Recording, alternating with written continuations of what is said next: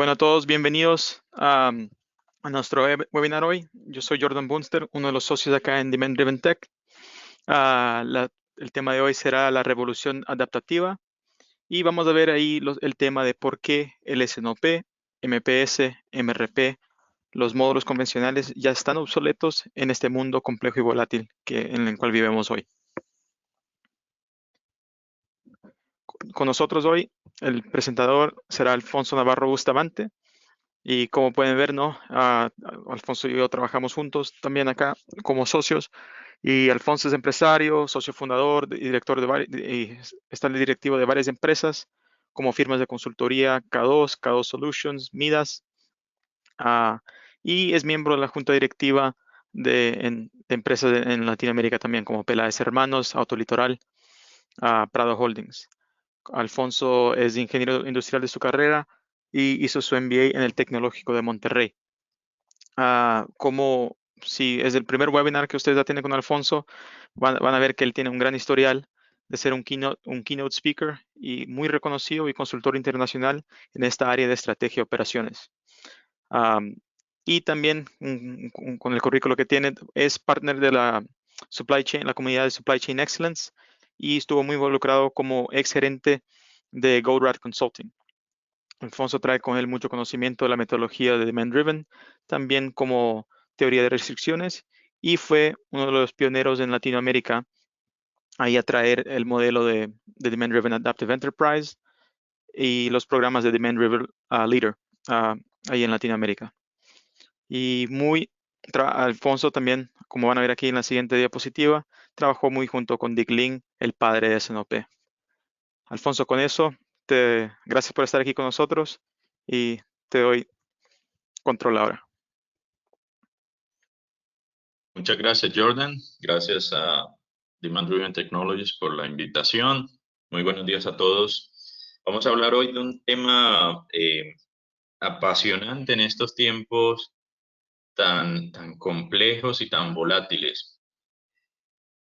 Esta historia comienza hace algunos años, unos 4 años en Lima, Perú. Estaba dictando, cofacilitando junto con Richard Link, el padre de Sanofi, un workshop en Lima, y era sobre la nueva generación adaptativa de la planeación de ventas y operaciones. Y Dick lanzó esta frase: en los ambientes actuales de negocios complejos y variables, los enfoques convencionales de S&OP y el MPS están obsoletos. ¿Por qué el padre de S&OP, quien acuñó el término de planeación de ventas y operaciones, quien lanzó el primer bestseller conocido en el planeta de este tema y quien codifica el primer MPS en el mundo, es decir, su padre, dice que está obsoleto? Porque si lo dijera otra persona, bueno, sería una frase de cajón, pero Dick es el padre del MPS y es el padre o uno de los padres de Sanofi.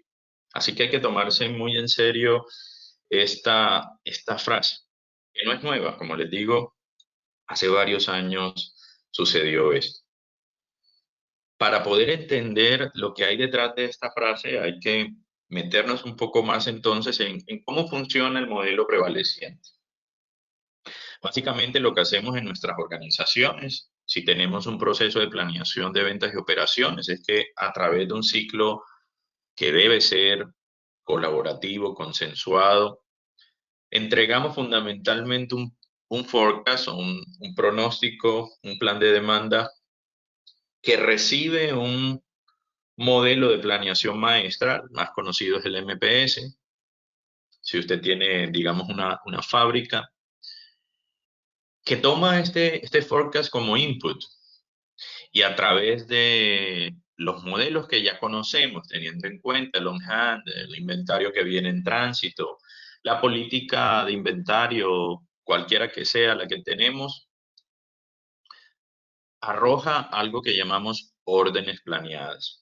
Las órdenes planeadas son básicamente un número a nivel alto de detalle, es decir, No, aquí, a pesar de que el pronóstico comienza siendo generalmente un pronóstico a nivel de familias de productos, cuando pasa por la capa de planeación maestra, ya necesitamos la información a nivel de detalle de cada código en un time bucket corto. SKU, probablemente semana, día, para poder producir este juego, después de este juego de números, un número discreto, exacto, preciso, que se refleja en las órdenes planeadas. Y este número compromete la capacidad que finalmente pasa por un proceso de explosión de requerimiento de materiales o MRP, en donde se pretende sincronizar la fecha, la cantidad también de toda esa explosión a partir de este número discreto hasta llegar a los materiales. Así funciona fundamentalmente el proceso convencional. Y este proceso es un proceso que generalmente es unidireccional. Cuando tenemos algo de feedback, en realidad, cerrando el ciclo, en realidad estamos volviendo a correr un nuevo proceso a través del cual el modelo de planeación maestra vuelve a recalcular órdenes para poder reasignar, recalcular. Y con el tiempo hemos visto que eso no ha sido tan bueno en el sentido de que cada vez que hacemos una de estas corridas, se produce un efecto látigo interno.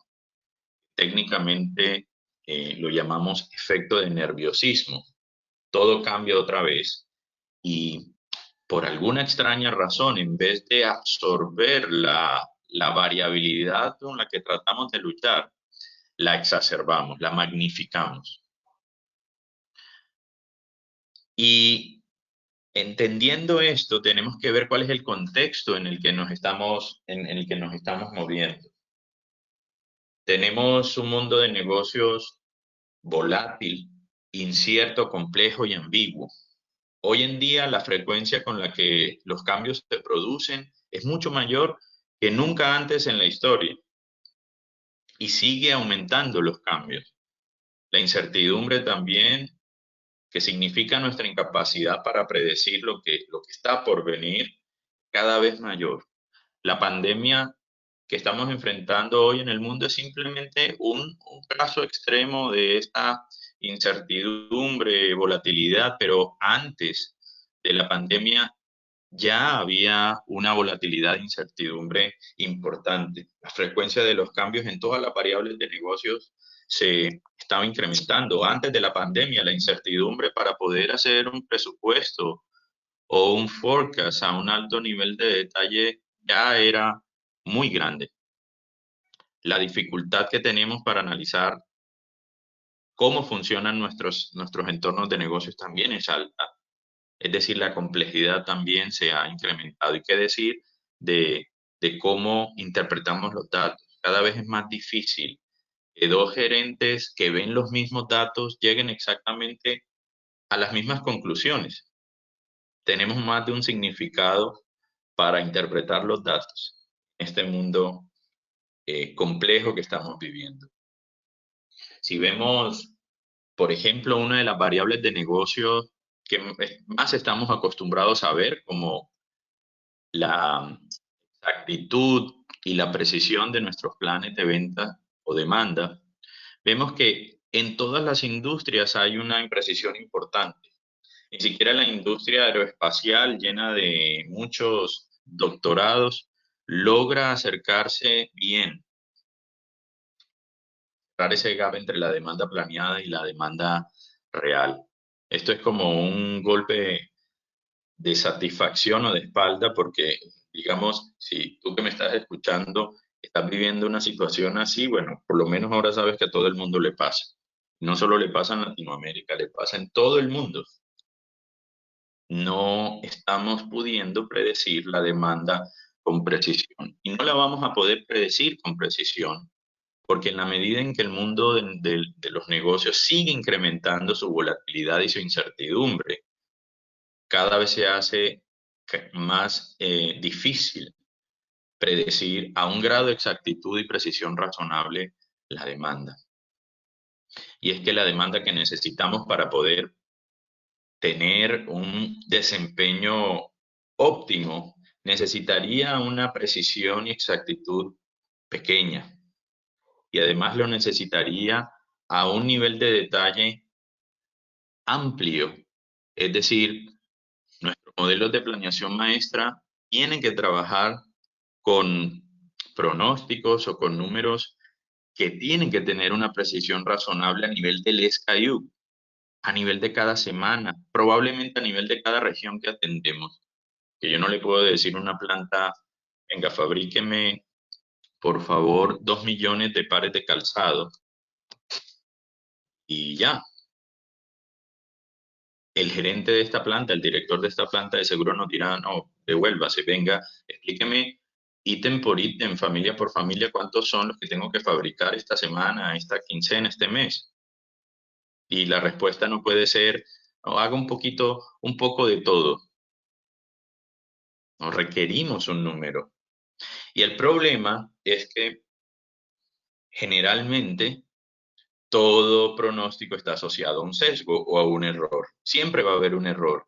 Y el problema es que ese error no es tan pequeño al nivel que necesita la planeación maestra, porque entre más largo sea el horizonte a predecir, más equivocado vamos a estar. No es lo mismo predecir el precio volátil de un commodity de hoy hasta mañana a tratar de predecir lo que va a pasar en un año. Nadie sabe qué va a pasar en un año. O con la tasa de cambio, por ejemplo, de una moneda.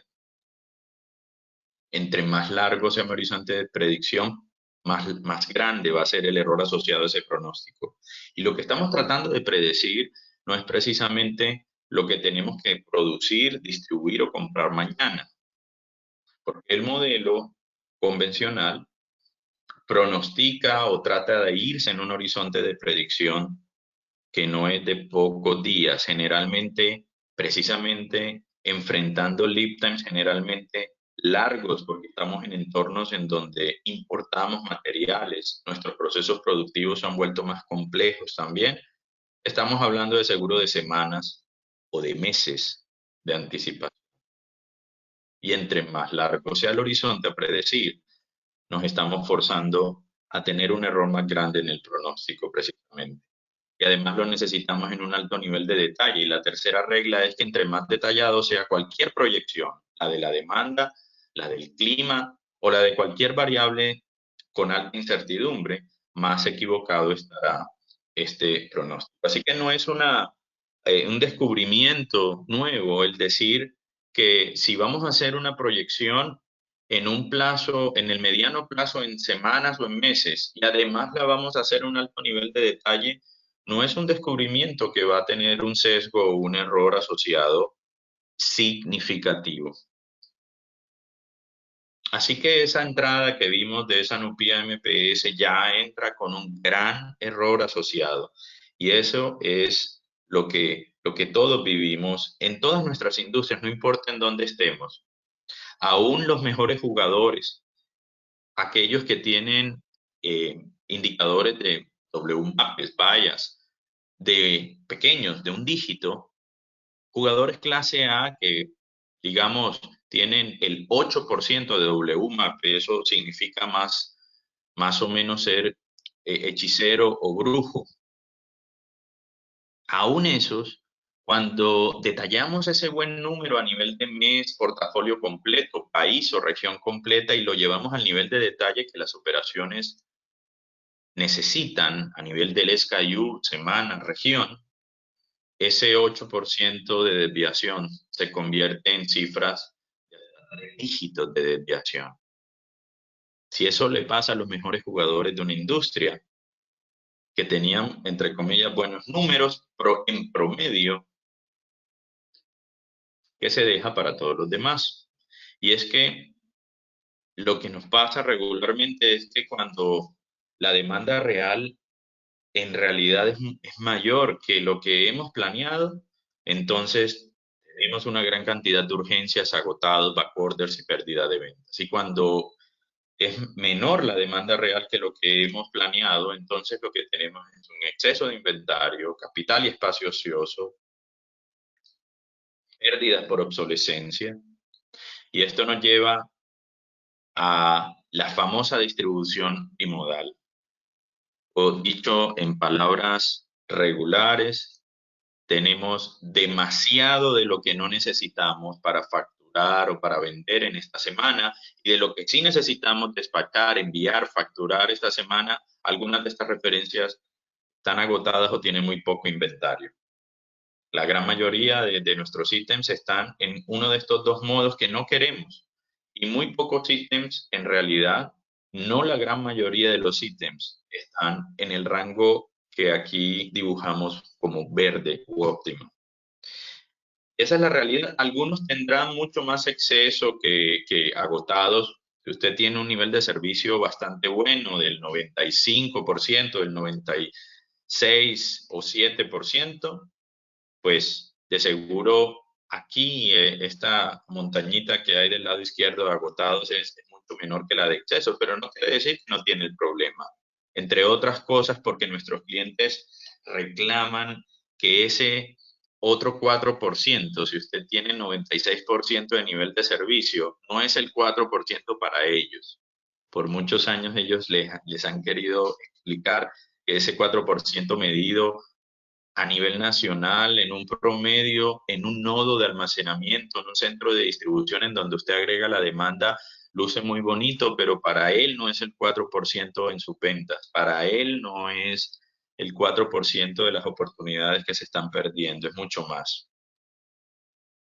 Es como si usted llegara hoy a su casa y le dijera a su pareja, su esposo, su esposa, su novia, novio, que asistió a un seminario hoy y descubrió que es 99% fiel. Pues si usted hace eso, lo reto a que lo haga, pues su cliente, entre comillas, no le va a decir, qué bueno que estás conmigo.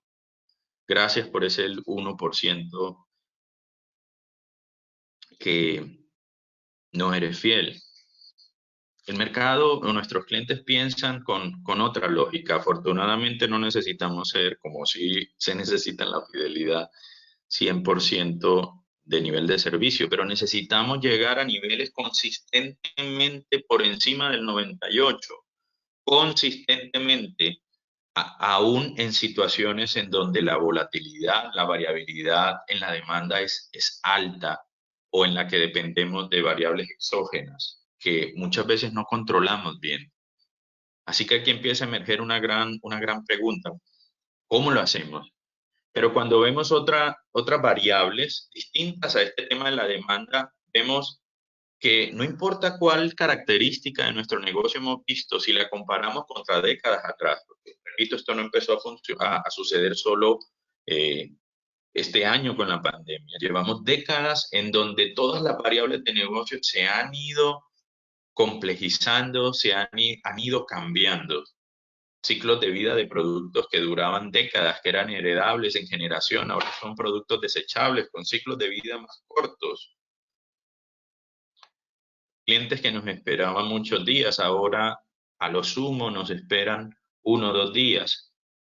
La complejidad de la producción debido a la innovación o a la customización de los productos cada vez más hechos para ciertas características se ha incrementado, pero la personalización ha hecho que nuestros portafolios, en donde habían cientos de referencias, hoy hay miles, en donde había miles, hoy hay decenas de miles.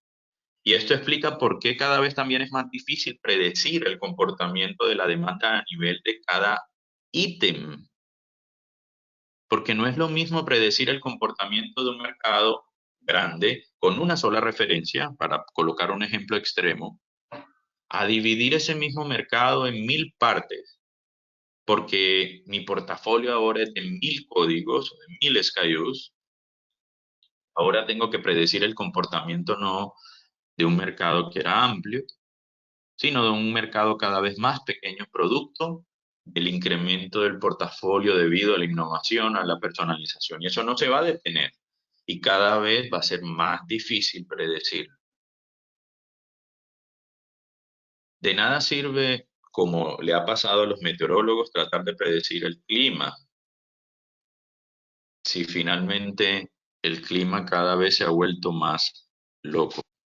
Cada año es cada vez más difícil hacerlo. La única manera entonces de monitorear y de ver bien el clima y cerrar esa brecha es monitorearlo en tiempo real. Eso que llamamos pronóstico del clima, donde vemos un huracán que nos están diciendo el huracán está en este lugar y es de esta categoría en estos momentos, ya dejó de ser un pronóstico, porque estamos hablando del presente y ya no del futuro. Así que todos estos temas estamos gestionándolos con ese modelo que nació, estos modelos de planificación con reglas que se realizaron en los años 60, hace 50 años. Pero si comparamos esa década contra la actual, todo ha cambiado. Y no ha cambiado poco, ha cambiado de manera importante y seguimos fundamentalmente tomando decisiones con un modelo que fue concebido en una realidad absolutamente distinta a la que estamos enfrentando hoy. Si no hay que ser muy eh, experto para suponer que algo malo puede pasar. Si estamos con la realidad de hoy, muy distinta a la de hace 50 años, tratando de gestionar y de tomar decisiones basados en un modelo de hace décadas. MRP, la primera edición de MRP que se lanzó a mediados de los 70, liderada por Joe Urlicky, solo hasta el 2011 tuvo su tercera edición por Chad Smith y Carol Petak, McGraw-Hill, y aquí hay una distancia, como ven, en solo de la primera edición a la tercera edición de décadas, 4 décadas. ¿Cierto? En esta edición del 2011 es donde empieza a emerger este concepto de Demand Driven MRP, del que hoy vamos a hablar un poco. Y lo que ha sucedido en esta década, y esto es un estudio de Deloitte University Press, es que el retorno sobre los activos ha decrecido 4 veces, no 4%, 4 veces. Y no importa el avance que hemos tenido en la tecnología, MRP, MRP2, el nacimiento de los ERPs hacia inicios de los 90, los módulos o sistemas de planeación avanzada a mediados de los 90, nada ha detenido esa caída. Lo más irónico de todo esto es que en ese mismo periodo de tiempo, la productividad laboral se ha duplicado. ¿Por qué? ¿Cómo puede ser que si somos el doble de productivos seamos 4 veces menos rentables? Porque la promesa detrás de la productividad, o por lo menos de la forma como estamos midiendo la productividad y de la tecnología, era que esto nos iba a producir empresas mucho más competitivas, más rentables, más... ¿Por qué? Un estudio que publicó Harvard Business Review puede darnos algunas luces sobre esto. Realizó en más de 30.000 empresas en los Estados Unidos en 50 años de todos los sectores. Y una de las cosas más dicientes que sucedió en este estudio es que descubrimos que las empresas están cerrando a tasas que son 6 veces más rápidas que antes. Y cuando estos profesores de Harvard tratan de concluir por qué las empresas no están sobreviviendo como hace algunas décadas, por qué las tasas de cierre se han incrementado 6 veces, escuchen la conclusión. Creemos que las empresas están muriendo más tempranamente porque están fallando en la forma de adaptarse a la creciente complejidad de su entorno. El entorno de negocio del que estamos hablando, incierto, complejo, volátil, ambiguo, o entorno entornos VUCA, como les decimos ahora, por sus siglas en inglés, está llevándonos a unos retos que muchas empresas están fallando en adaptarse a ellos. Así que este tema no es un tema menor, porque si las cosas han cambiado, si nuestras cadenas de suministro ya no son ni cadenas ni tampoco de suministro, son redes complejas, no una cadena lineal, que deben estar enfocadas no en el suministro, sino en el valor entregado a los clientes. Solo estos cambios nos dicen que lo que estamos enfrentando ahora es algo bien distinto a los sistemas lineales para los cuales el modelo prevaleciente y los modelos convencionales fueron creados. Nuestro portafolio se parece más a la gráfica de la izquierda o la de la derecha. Su entorno de negocio se parece más a la gráfica de la izquierda o la derecha. Su planta de producción se parece más a la gráfica de la izquierda o la derecha. Y su cadena de suministro. Y la gráfica de la derecha nos dice, ahora estamos enfrentando un entorno que no es lineal, que se compone de muchas más partes, que las interrelaciones entre cada una de esas partes son cada vez mayores y más enredadas y más complejas. Y esto conforma lo que en otras ciencias han denominado sistemas complejos adaptativos. Ya no estamos enfrentando un sistema lineal, bueno, de hecho nunca lo hicimos. Lo que sucede es que las reglas que creamos todas están basadas en sistemas lineales, pero al incrementar la volatilidad y la incertidumbre, complejidad, cada vez se notó más que los supuestos sobre los cuales fueron creados estos modelos se volvían cada vez más obsoletos. Y vamos a hacer un ejercicio para explicar qué queremos decir con respecto a esto, porque esto podría explicar la clave de por qué la frase de Dick al principio. Porque si nosotros para tomar decisiones, usamos un modelo de gestión, cualquiera que sea, y ese modelo se basa en supuestos que en ese momento son correctos, va a llevar en esos momentos a las decisiones correctas.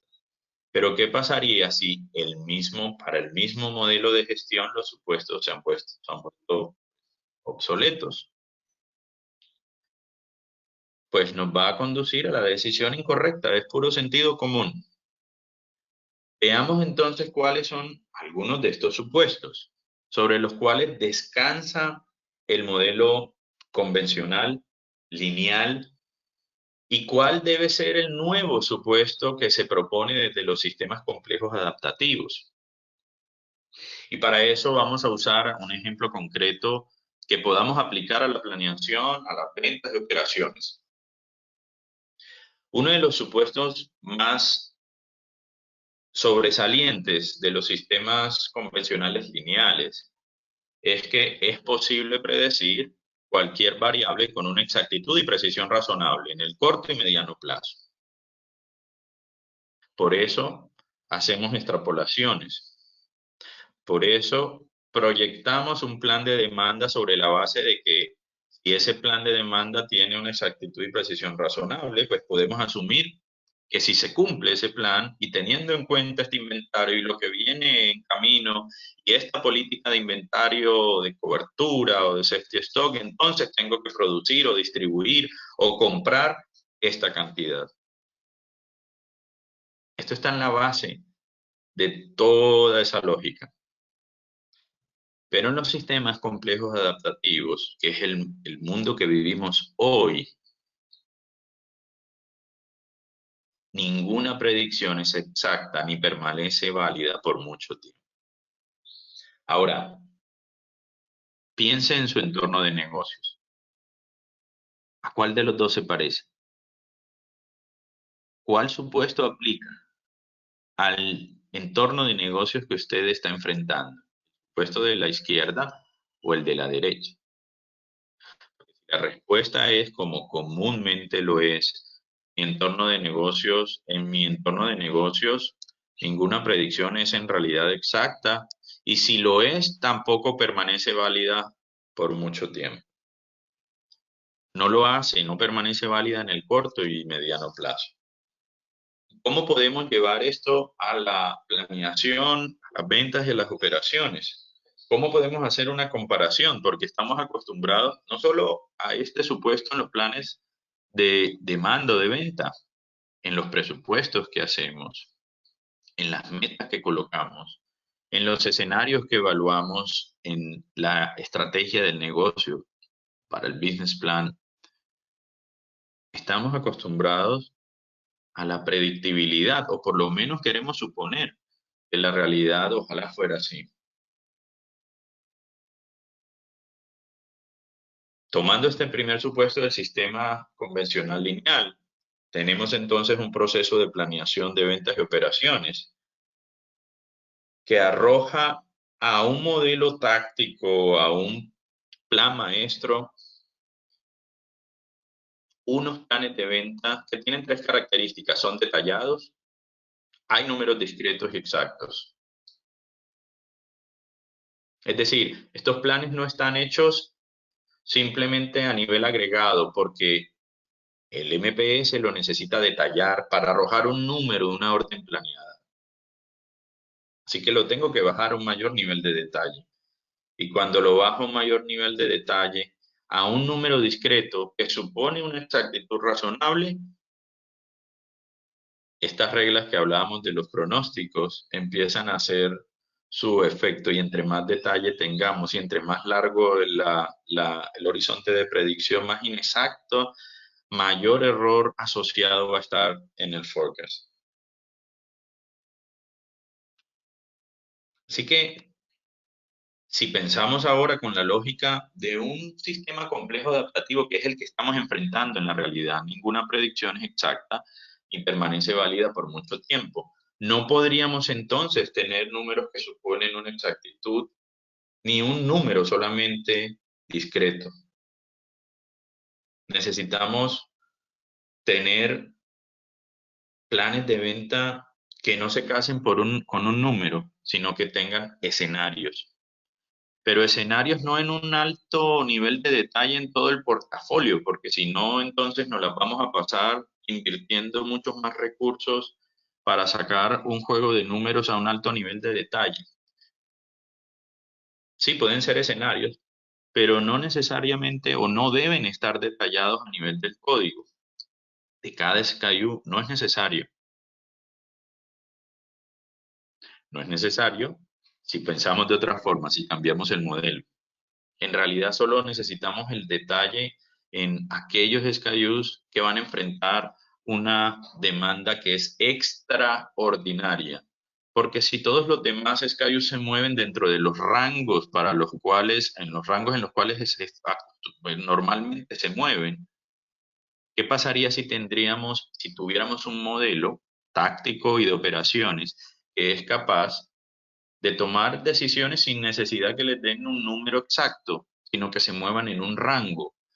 Si se mueven en un rango o en unos límites que son normales, who cares? ¿Por qué necesitamos exactitud? Solo necesitaríamos planes de venta, sí, por escenarios, pero no en un grado alto de detalle.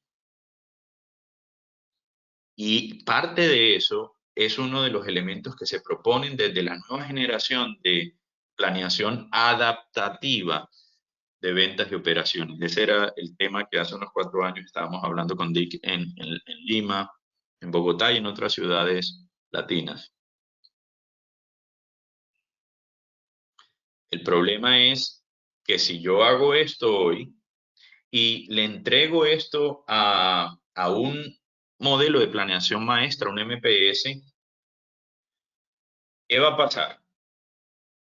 Bueno, nada va a pasar en el sentido de que el MPS no puede trabajar, no está diseñado para recibir escenarios ni rangos. el MPS no puede trabajar con eso, así que el MPS se basa en el hecho de que sí, es posible predecir cualquier variable con una exactitud y precisión razonable en el corto y mediano plazo. Está basado en el sistema convencional. Y más aún, tampoco hay un feedback real hacia la estrategia, desde esta capa táctica a la estrategia. Así que no podría entonces arrojar su entregable, su resultado de órdenes planeadas, porque no tiene el input que necesita para el cual está diseñado. Implosionaría el MPS. ¿Por qué?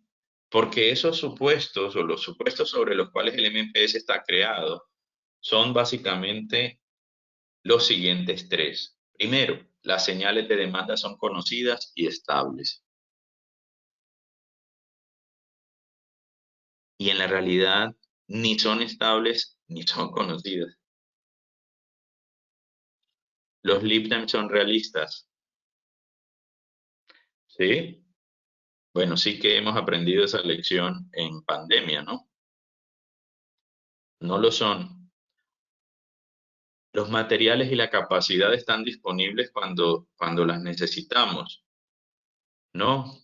La complejidad, además de nuestras plantas de producción, es tal, el enredo, la complejidad de las interrelaciones entre cada uno que no siempre sale exactamente un programa como fue realizado, ¿cierto? Eso también lo hemos aprendido con lecciones duras en la realidad. La orquesta no toca exactamente con la partitura con la que se diseñó el programa, hay cambios. Murphy existe. La gran cantidad de interrelaciones entre los recursos dificulta la absoluta sincronización del flujo, arrojando como resultado que la capacidad y los materiales no siempre estén disponibles cuando se necesitan. Y aún suponiendo que los dos últimos supuestos se puedan realizar, el primero sin duda no se cumple. Las señales de demanda no son conocidas y estables. Así que si los supuestos sobre los cuales el MPS está fundado no aplican a su realidad, ¿por qué usar un modelo cuyos supuestos no son aplicables en su entorno de negocios? Necesitamos un nuevo modelo táctico. El modelo adaptativo propone un esquema denominado Demand Driven SNOP, que sí es capaz de tomar planes de venta por escenarios, solo detallados en demanda extraordinaria, no tienen que ser números discretos para convertir estos parámetros. Y por cierto, no solo son los planes de venta, también hay otros parámetros del business plan, del plan de negocios, como capacidades dadas, targets de desempeño, como market shares, metas financieras, metas mercadológicas, y convertir estos parámetros del business plan, incluyendo el plan de demanda, en otro juego de parámetros, no en un número que compromete capacidad, no un número discreto convertido en otro número discreto, sino un juego de parámetros que Demand Driven S&OP recibe y lo convierte en otros parámetros que son operacionales. En otras palabras, Demand Driven S&OP recibe metas de desempeño, market shares, metas comerciales, planes de demanda agregados y por escenarios y los convierte en otros parámetros que son operacionales, en lead times, en cantidades mínimas, frecuencias o ciclos de producción o de distribución o compras, variabilidad esperada. Es un traductor del lenguaje de la estrategia a el lenguaje de los parámetros de las operaciones. Ahora, ¿qué pasaría si Demand Driven S&OP le da estos parámetros operacionales? Ya no es un número, sino que es un juego de parámetros al MRP. Bueno, el MRP tampoco está preparado para recibir esto. No fue diseñado para eso, fue diseñado para recibir un número discreto que estudia y explosiona a lo largo una estructura de producto hasta la compra de materiales. porque está basado en el supuesto anterior del sistema convencional. ¿Y cuáles son esos supuestos detrás del MRP? Son básicamente tres. La entrada de demanda es exacta, o sea, supone que esas órdenes planeadas que están entrando son una señal de demanda que puede suponer un grado razonable de exactitud, lo cual no es cierto. Segundo supuesto, hay suficiente tiempo para cumplir el programa. Eso es cada vez menos cierto, ¿no? En la medida en que nuestros entornos se vuelven cada vez más impredecibles y volátiles. Quizás en los 60 o en los 70 teníamos mayor probabilidad de cumplir el programa. Cada vez tenemos menos tiempo para cumplir el programa.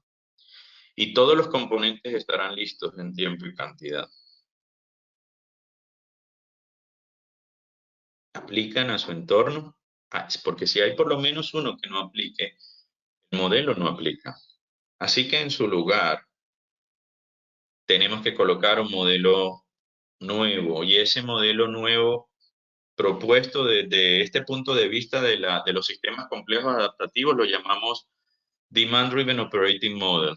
El más conocido de los elementos de este modelo de operaciones Demand Driven es llamado Demand Driven MRP o DDMRP por sus siglas,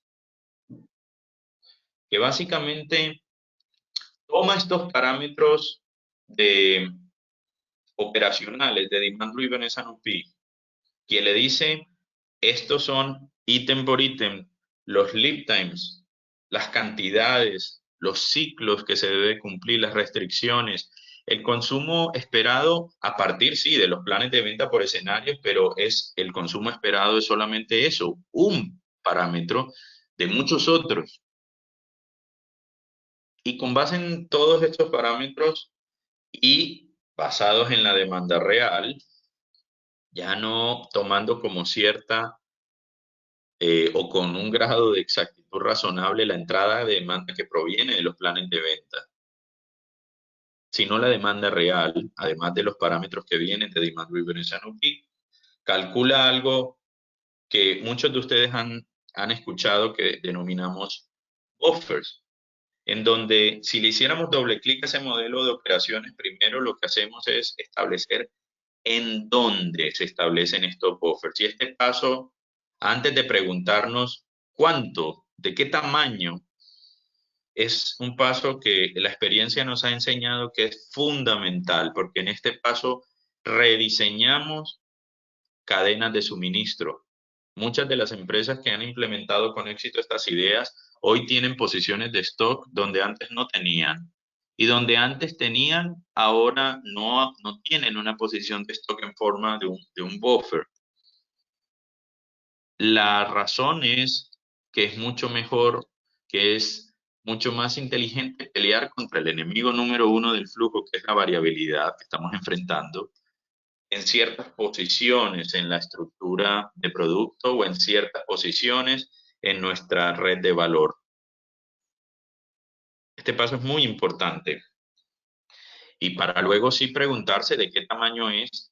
Y el problema aquí, porque pues aquí hay unas fórmulas asociadas, una matemática asociada, que es en lo que nos pretende, pues, en lo que nos gusta concentrarnos, pues si me están escuchando economistas, ingenieros, porque nos gustan los números.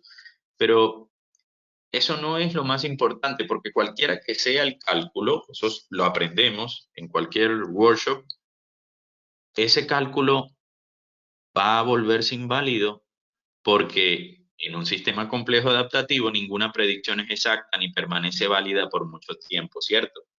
Así que ese cálculo también se va a volver obsoleto, lo cual significa que necesita un mecanismo de ajuste dinámico que evite que el cálculo se vuelva obsoleto, que se adapte continuamente al continuo cambio de condiciones. Para eso necesitamos luego también planear. Aquí es donde definimos qué, cuándo y cuánto producir, comprar, distribuir, pero no basado ya en suponer que lo que viene del plan de demanda tiene una precisión razonable. ¿Quién es el mecanismo aquí en este modelo para determinar qué, cuándo y cuánto producir, distribuir o comprar? Es un nuevo elemento que llamamos buffer de stock en un modelo que es make to stock. Si en make to order hay que introducir otras figuras, pero en lo que es make to stock ya no es una entrada directa a este forecast en el rango operacional. Hay otra forma de tomar esas decisiones. Y finalmente, visibilizar la ejecución, porque generalmente las prioridades, cuando uno pregunta qué es prioritario en nuestros modelos de operaciones o cuántas urgencias hay muchas, hay un montón. Y el sistema de prioridades muchas veces ni siquiera es objetivo. En el mejor de los casos es basado en una fecha de entrega, que no necesariamente es el mejor sistema de prioridades. Pero en muchos casos es el gerente de ventas, el jefe que más correos electrónicos envíe. Esa es la orden más importante. Es totalmente subjetivo en muchas ocasiones. Si visibilizamos, si tenemos una ejecución en donde sea visible de manera objetiva para todos a lo largo de la cadena cuáles son las prioridades correctas, pues tendremos una ejecución colaborativa y visible que sea mucho más efectiva. Pero para que un sistema sea verdaderamente adaptativo, tiene que tener un feedback. El modelo de operaciones no puede basarse en la lógica del modelo convencional que hoy tenemos, en donde solo hay decisiones en una sola dirección. Porque les decía hace algunos minutos que inclusive cuando vamos a hacer un recálculo, si vamos a establecer un sistema de planeación de ciclo cerrado, en realidad el ciclo cerrado, el feedback que da es, si ha cambiado una señal al final, lo que hago es volver a hacer el cálculo para reasignarlo todo en un nuevo programa, lo cual decíamos que no era tan bueno. En vez de amortiguar o absorber la variabilidad, terminamos creando más variabilidad, más cambios. Y la solución, si su demanda es una montaña rusa, no es necesariamente amarrarse el cinturón y recorrer la montaña rusa junto con la demanda. Lo que queremos es colocar un firewall, un cortafuegos, un colchón, como le queramos llamar, un rompeolas, que evite que esa variabilidad entre al sistema, no amarrarnos a ella y recorrerla con ella. Y para eso necesitamos que el modelo de operaciones siempre se mantenga vigente y necesitamos feedback del modelo de operaciones. ¿Feedback de qué? De esos parámetros en rangos, ya no en números, sino en rangos que hemos estado introduciendo al modelo de operaciones. Este es el lead time que usted me dijo que era de 15 días y el lead time real ha sido de 20 o el lead time real ha sido de 5. Esto es lo que ha pasado con las otras variables también que usted me ha introducido. Este es el feedback que necesitamos para que en el siguiente ciclo, desde lo táctico, que no es un cambio que se hace todos los días, pueda reconfigurar esos parámetros generando ese loop. Y también necesito feedback de la táctica a la estrategia, porque necesito preparar mis recursos, por ejemplo. Necesito saber si necesito más o menos turnos, más o menos máquinas, más o menos espacio, más o menos capital de trabajo. Y necesito feedback para que en las reuniones ejecutivas de Sanofi también podamos ver si es necesario adaptar nuestro business plan. También necesitamos ver si podemos visibilizar los gaps para ver si los podemos cerrar o cambiar o adaptarnos al business plan, el business plan a la realidad. Ese es un verdadero modelo adaptativo, así que pasaríamos de tener planes de venta detallados de todo el portafolio en conclusión a planes de venta por escenarios y detalladas solo en demanda extraordinaria. A propósito, luego de este webinar, los vamos a estar invitando a otro webinar en donde hablamos solo de este tema.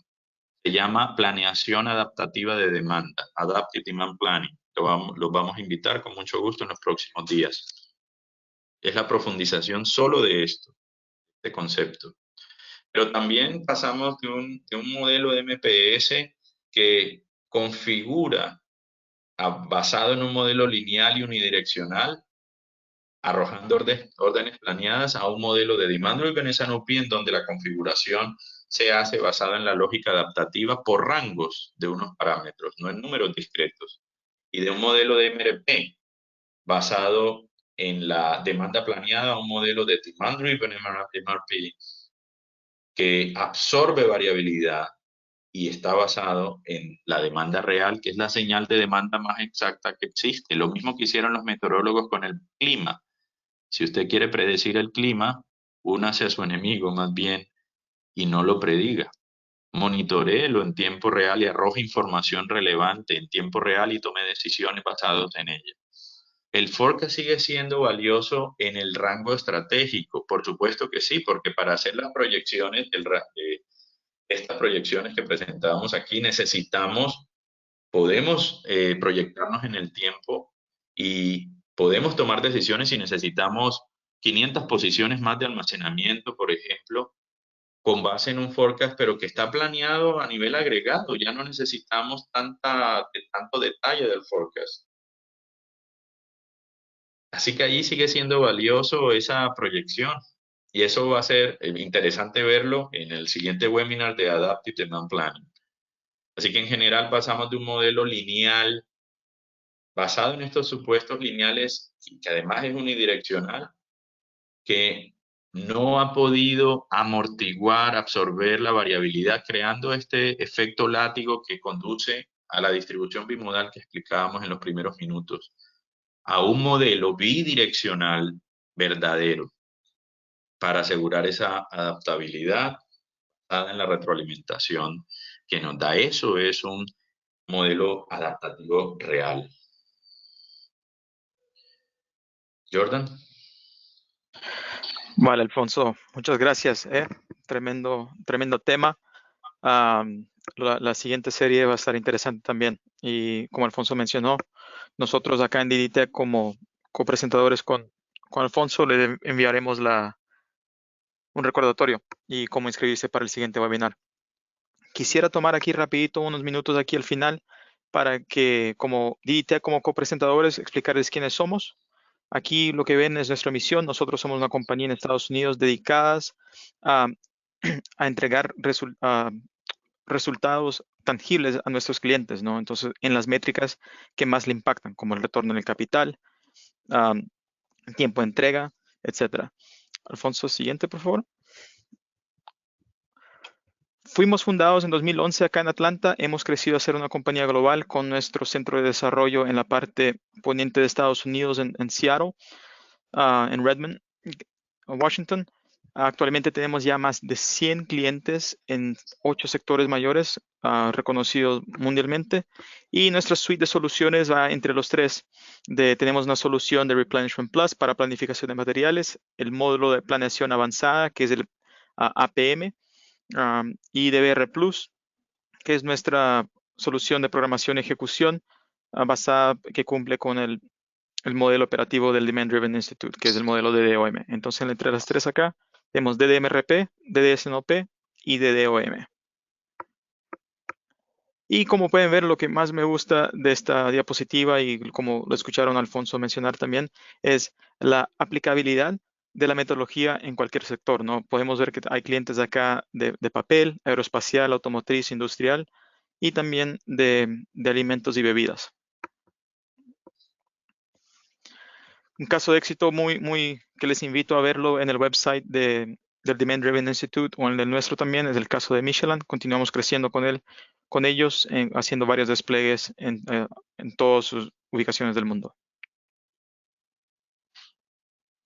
Así es, y DDTech tiene dentro de sus red de partners asociados a Synchron, una empresa que estamos dirigiendo junto con expertos en no solo estas metodologías con décadas de experiencia, sino también en tecnología, la implementación de todo lo necesario de este tipo de implementaciones en todo América, desde Miami, pasando por México y toda Sudamérica a través de nuestras filiales y ubicaciones estratégicas en toda la región. Por eso somos partners en Latinoamérica de Demand Driven Technologies.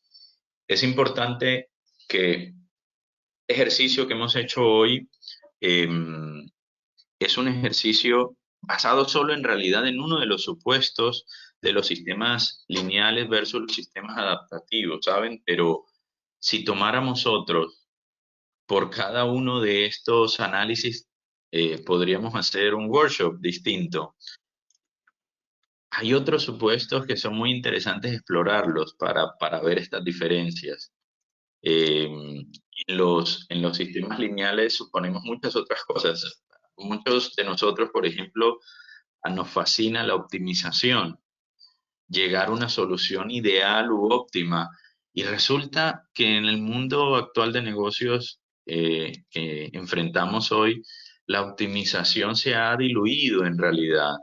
Si no me cree, vea su último programa de producción, a ver qué tan óptimo fue en el sentido de qué tantos cambios luego le tuvimos que hacer, porque el programa de producción perfecto u óptimo en realidad no existe, que las cosas, las variables de las cuales dependen los programas cambian a una velocidad que lo único que podemos hacer, y aquí viene el supuesto de los modelos de los sistemas complejos adaptativos, es aprender de ellos y adaptarnos mejorándolos continuamente.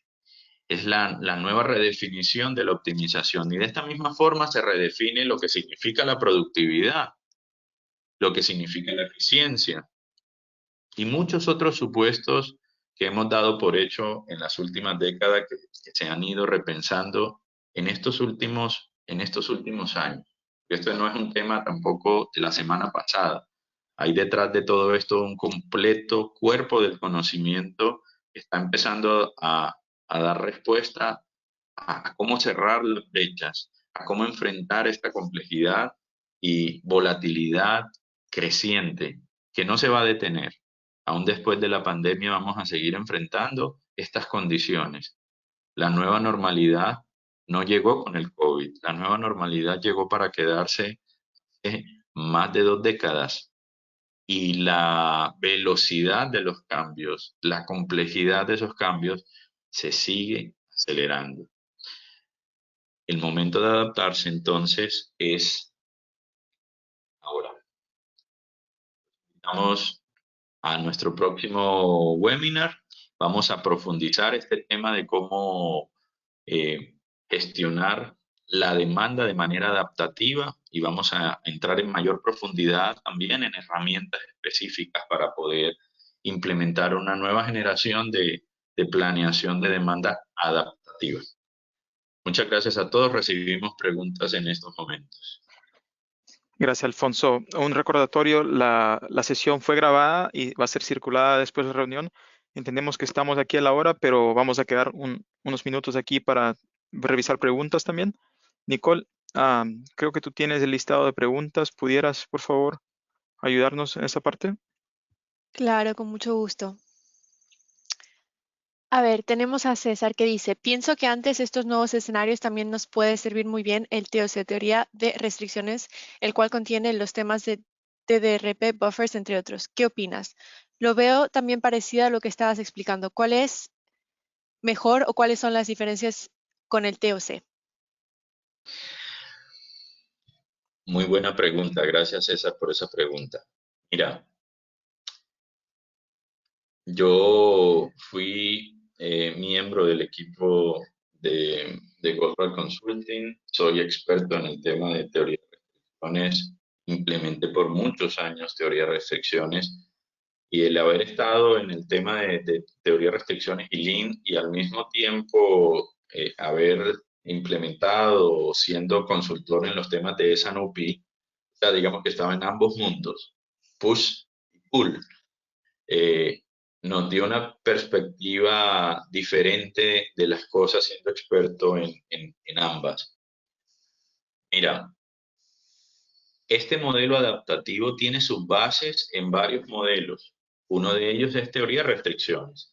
Los pilares en los que está fundado Demand Driven MRP y en general el modelo adaptativo son MRP, de ahí su nombre de Demand Driven MRP, teoría de restricciones y Lean, de ahí el nombre de Demand Driven. Ese nombre no es sacado del sombrero. Six Sigma y algunos elementos innovadores. ¿Qué quiere decir eso? Fundamentalmente lo que quiere decir eso es que en esa famosa pugna entre MRP y TOC y Lean, en estos dos lados, como en todo conflicto crónico, si sabes algo de TOC, me entenderás inclusive más, eh, la respuesta no está en convivir con el conflicto, sino en resolverlo de fondo. Y lo que empezamos a descubrir muchos expertos cuando emergió también este modelo adaptativo demand driven es que ninguna de las dos partes tenía la completa razón. En TOC y en Lean hay elementos muy valiosos como como el guiarse con la demanda real como un input importante, pero en MRP también hay un elemento valioso para poder lidiar con la complejidad actual que enfrentamos. ¿O quién puede desconocer que en medio de esa complejidad de miles de referencias necesitamos todavía las listas de materiales, las BOM, para poder tomar decisiones con tantas relaciones entre los componentes? Hay cosas buenas de ambos modelos, pero cada uno de estos modelos también tenía o tiene unos huecos o unas taras que hay que llenar. DDMRP, por ejemplo, no solo llega a tomar lo bueno de ambos, porque ninguno tenía la completa razón, sino a detectar esos huecos, esas fallas, y llenarlas con elementos nuevos que no estaban desarrollados.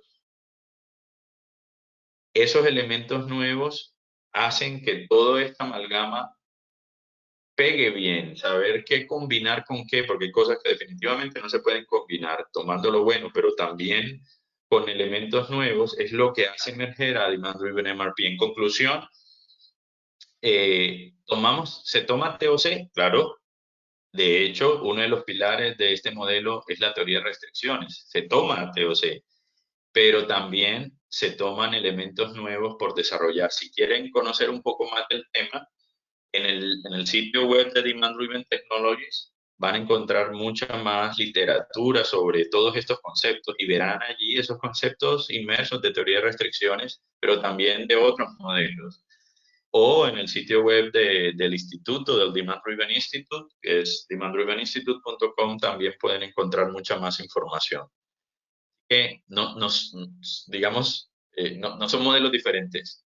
Este modelo es, así como quizás TOC y Lean fue un modelo que construyó sobre los hombros de gigantes, este modelo sobre Lean y sobre TOC y sobre MRP construyó sobre los hombros de esos gigantes. Perfecto, tenemos aquí una pregunta de Efraín y creo que es nada más una precisión. Dice, ¿los buffers de los que habla son lo mismo que lo que se conoce como stock de seguridad? No, para nada. Hay diferencias significativas. Los stocks de seguridad técnicamente, lo que sucede es que la mayoría de las personas cuando habla de safety stocks, habla muchas veces del concepto de lo que significan safety stocks, pero técnicamente hablando, un safety stock no puede ser un mecanismo primario de planeación, porque si tú ves el funcionamiento de un safety stock, el safety stock se suma al final de la ecuación de suma neta cero de requerimientos de un sistema MRP convencional. Técnicamente hablando, así funciona el safety stock. Es decir, primero tú dices, si esta demanda se cumple, teniendo en cuenta el inventario on hand que tengo, lo que viene en tránsito, entonces debería producir, por ejemplo, o comprar esto. Y a esta cifra, que ya lo que hace un sistema MRP es netear ambos lados, es decir, lo que compro o produzco en un sistema MRP o distribuyo en un sistema DRP, es lo que me hace falta teniendo en cuenta el inventario on hand y el inventario en camino para completar ese juego de inventarios que me cumple la predicción, ¿cierto? Si no hubiera safety stock. Al final de ese juego de inventarios de suma neta de requerimientos igual a 0, le sumo el safety stock. Entonces, matemáticamente viéndolo así, ¿qué es un safety stock? Es una posición suplementaria, no primaria, sino suplementa el cálculo de la suma neta de requerimientos igual a 0. ¿Y esto qué nos quiere decir? Que el safety stock está planeado solo para el por si acaso. ¿Pero qué es un buffer entonces? ¿No es un buffer? No, un buffer no es eso. Un buffer no está planeado solo para el por si acaso. Un buffer es una posición primaria. Es decir, no es solo el suplemento, sino que es el todo. No está planeado solo para el por si acaso la demanda aumenta, sino para toda la demanda, la regular y su variabilidad. Y eso lo empieza a convertir en un mecanismo no suplementario de planeación, sino primario de planeación. Esa es una de algunas de sus diferencias. Hay muchas más, pero también los buffers de stock típicamente están planeados además para la variabilidad que viene de ambos lados. Muchos o la gran mayoría de los safety stock están planeados solo para la variabilidad que se va a enfrentar del lado de demanda. Un buffer de stock además está planeado para la variabilidad que viene en dos direcciones. Bueno, hay muchas más diferencias. Para verlas, también los invito a algunos otros de estos mismos webinars en donde vamos a ir profundizando algunos de estos elementos o a visitar estos sitios web de Demand Driven Technologies o del Demand Driven Institute donde encontrarán mucha más información. Con gusto también nos pueden escribir y les podemos enviar mucha más información. Súper. A ver, tenemos otra que pregunta, Eduardo pregunta, ¿cuánto tiempo se tarda la implementación de un proceso de este tipo y por dónde recomiendas comenzar? ¿Por la tecnología o por el proceso? Bueno, típicamente, en realidad depende, ¿no? De la complejidad, la magnitud de la cadena de suministro, pero les puedo decir que si estamos hablando solo de DDMRP, o sea, del primer paso, típicamente no se implementa todo al tiempo, ¿no? Porque como ustedes están viendo, estamos cambiando la base misma de estos supuestos. No hay nada más difícil que cambiar una manera de pensar, cambiar un paradigma. Si cambiamos demasiados paradigmas al tiempo, nos vamos a enfrentar a algo que de seguro muchos de ustedes han enfrentado, que se llama la resistencia al cambio. Y que hay que hacerlo en cierto orden. Generalmente recomendamos primero hacer los cambios en operaciones, implementando DDMRP, y luego implementar, cuando se ha dado resultado, Demand Driven SNOP, y luego implementar SNOP adaptativa. En la primera implementación, que es la que, digamos, da cambios, los primeros pasos son muy disruptivos y los resultados también son muy importantes. Son meses, en realidad. No hay que esperar años. Y después de diseñar en algunos primeros meses, 2, 3 meses, cómo funciona el sistema y salir en vivo, el sistema empieza a dar resultados en los primeros meses. ¿Por qué digo meses? Porque pues no es lo mismo que usted tenga un entorno de lead times de semanas a que usted tenga un entorno de lead times de meses. Porque pues se va a demorar un poco más si usted importa con un lead time de 4 meses y ese es su entorno de compras, de importación. En cualquier decisión que tome hoy de compra se va a reflejar 4 meses después cuando empiece a llegar la mercancía. Entonces, va a depender de su lead time también, pero típicamente después de salir en vivo, ya en los primeros meses, empieza a surtir efecto. Así que típicamente yo diría que una implementación empieza a dar resultados los primeros 2 o 3 meses después de salir en vivo. Y por muy compleja que sea, si es en la primera parte de DMRP, nos vamos a demorar después de salir en vivo unos 5 o 6 meses máximo. Luego hay que empezar a ponerle las otras capas. La última parte de la pregunta es muy importante y es si empezamos con tecnología o con procesos. Y aquí sí aquí la respuesta sí, no es depende. No se comienza solo con tecnología. La parte de procesos nosotros la llamamos software. Software es nuestra manera de gestionar el sistema. El software es algo muy valioso, pero el software o el software sin el software, sin formar a nuestra gente en este salto de paradigma, sin entender qué es lo que vamos a hacer, sin saber cuál es el modelo que tenemos que diseñar para que la herramienta, una herramienta poderosa, de seguro siga ese modelo, de nada sirve. Y aquí es donde precisamente empresas como Demand Driven Technologies y toda su red de partners nos diferenciamos de muchas otras ofertas de tecnología. Esto no es solo tecnología. La educación es muy importante al principio, el rediseño del proceso es muy importante al principio para que finalmente la implementación como tal tecnológica dé los resultados. En pocas palabras, primero el software, después el software.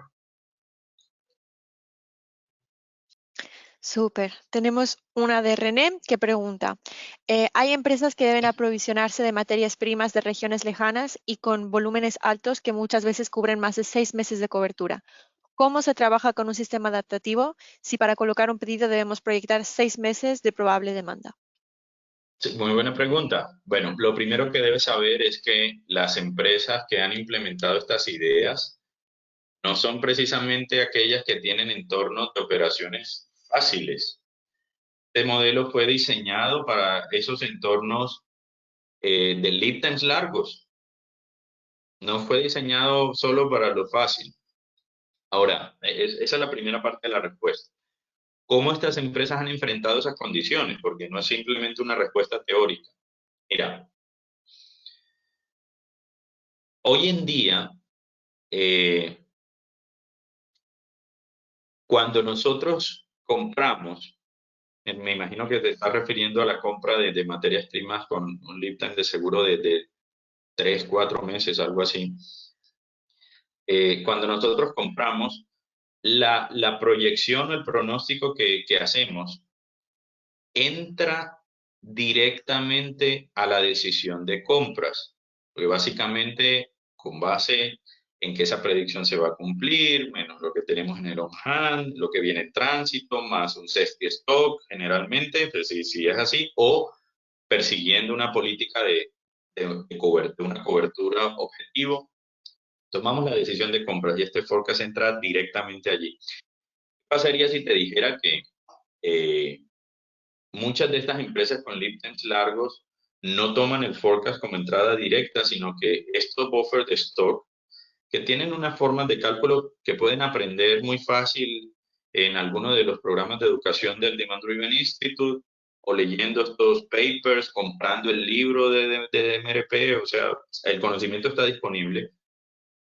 Usa parámetros que no tienen que ver con el forecast, sino con el consumo histórico reciente dentro del lead time, dentro de los últimos semanas o meses, y toman el forecast como una referencia, no como una entrada, un input directo, sino como un input referencial. Referencial quiere decir que hay una variable que veo dentro del comportamiento del pasado reciente, y con el rabito del ojo, como decimos en Colombia, estoy mirando de todas maneras el pronóstico o el forecast para saber si hay una gran diferencia, a ver si esto necesita un ajuste o no. En ese sentido es una entrada referencial, pero además de eso, con eso no le resto el on-hand y lo que viene en camino, no, así no funciona. Primero calculo el resto del buffer. Le meto otros parámetros como el lead time, la cantidad mínima, las frecuencias, otros parámetros. Calculo el buffer, no como un stock de seguridad, no como una posición suplementaria, sino una posición primaria. Y ese buffer es quien toma la decisión de qué, cuándo y cuánto comprar. Es el buffer el que lo hace, basado en una entrada en donde la demanda real pesa bastante. Pero más allá de eso, esa es la diferencia, esa es una diferencia, pero más allá de eso hay otras variables como la frecuencia en la compra que es muy importante y que tendemos a desaprovechar. Si tú fueras a hacer un mercado, por ejemplo, para tu casa, puede que el lead time, digamos que tú vas a un supermercado que está en otra ciudad, por algún motivo, el lead time es largo, pero tu frecuencia de compra de ese supermercado, yéndose a ese supermercado es una vez al mes. Cada vez que vas entonces a ese supermercado, ¿para cuánto tiempo vas a tender a comprar? Para un mes. Y no importa si el supermercado está al lado de tu casa, si el lead time aun cuando fuera corto, si tú vas solo una vez al mes, entonces vas a tender a comprar un mes. Así que van a estar llegando estos lotes de un mes más un por si acaso, más una cantidad adicional. ¿Por qué esto es importante? Porque muchas veces cuando se hacen estas compras de lead time largo, esas compras en algunos sistemas se hacen mensuales, otras bimensuales, otras trimestrales, dependiendo del volumen. ¿Y por qué se hacen con esa frecuencia? Porque la compra, si se hace un proveedor, digamos un proveedor en Asia, llenaría su volumen de ese proveedor, un contenedor de 40 pies, una vez al mes o una vez cada 3 meses. No podemos comprar menos. ¿Qué pasaría si, acuérdate que el paso 1 de DDMRP que decíamos es rediseñar la cadena? Algunos de estos clientes que importan con lead times largos, resulta que ese lead time de 4 meses en realidad son 2 meses más o menos de producción de su proveedor en Asia y el otro mes y medio o 2 meses es el tiempo de transporte más la entrada. Algunas de estas empresas han repensado su cadena de suministro y estos buffers no necesariamente los tienen en el país destino, sino que han rediseñado una operación logística y hay algunos que tienen operación con estos buffers de stock en Asia para un lead time de 2 meses de producción, lo cual quiere decir que los que tienen en Latinoamérica solamente tienen que estar diseñadas para los otros 2 meses. Y no es lo mismo 2 meses allá y 2 meses acá. No, no es lo mismo, porque montado una operación de consolidación en Asia, la velocidad a la que podemos enviar contenedores, muchas veces mezclados, es mucho mayor y ya no necesitamos tener un contenedor o enviar un contenedor cada 3 meses, sino que se llena contenedor cada semana o cada 2 semanas. Y eso hace que el impacto agregado en el inventario y en la velocidad de la capacidad de reacción de la cadena ante un cambio en la demanda sea mucho mayor. ¿Bien? Esto es simplemente un insight tratado de explicar en 3 minutos, pero DMRP no es simplemente sacar esos cálculos. Repito, el paso 1 del rediseño de la cadena es muy importante. Y los buffers no son el juego de la ecuación a la que estamos acostumbrados, sino un mecanismo primario de planeación. Hay muchas otras diferencias, pero bueno, por efectos del tiempo no podemos hablar de todas, pero los invito a explorar el cuerpo del conocimiento de esto y seguir hablando con expertos sobre este tema, porque así como hay este tip o estos consejos, hay muchos otros con el que podemos repensar la manera de hacer las cosas. Perfecto, muchísimas gracias Alfonso, gracias Jordan y gracias a todos los que han participado a este webinar. Gracias por su atención. Desafortunadamente ya estamos bastante pasados de la hora, entonces hay algunas preguntas que no vamos a poder contestar, pero les contestaremos por email y les pasaremos la grabación para que la tengan. Y nada, cualquier duda que tengan, cualquier pregunta, pueden contactarnos en nuestro sitio web. Y nada, esperamos que hayan disfrutado esta presentación y los vemos entonces en el próximo webinar.